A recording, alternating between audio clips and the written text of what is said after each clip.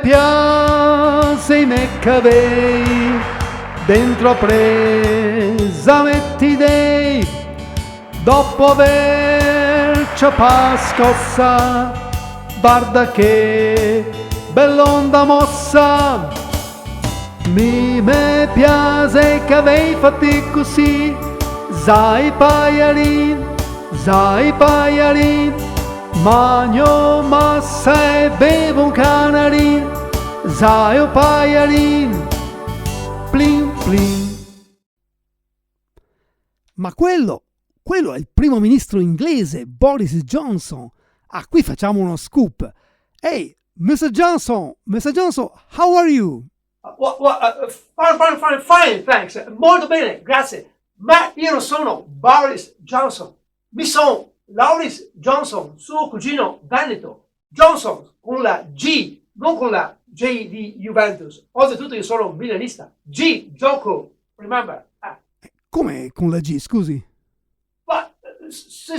Yes, come con mia nipote Jennifer, si scrive con la G. Gliel'ho detto anche a quelli dell'anagrafe.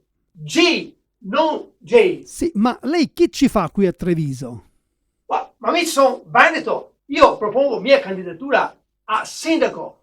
Però la verità, mi ero presentato alle europee di Jesolo, europee, francesi, spagnole, tedesche, ma le europee non mi hanno nemmeno badato. Allora propongo mia candidatura a Porciolengo. Beh, non dica le parolacce però, No. Porciolengo è un comune, frazione del comune di Paese.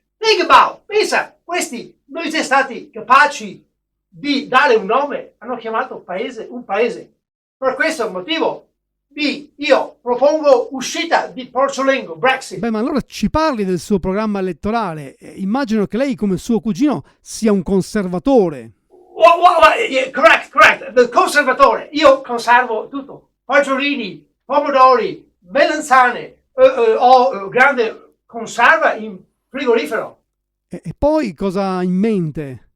Te lo dirò dopo. Adesso vado a mangiare, ma sto velocissimo a mangiare.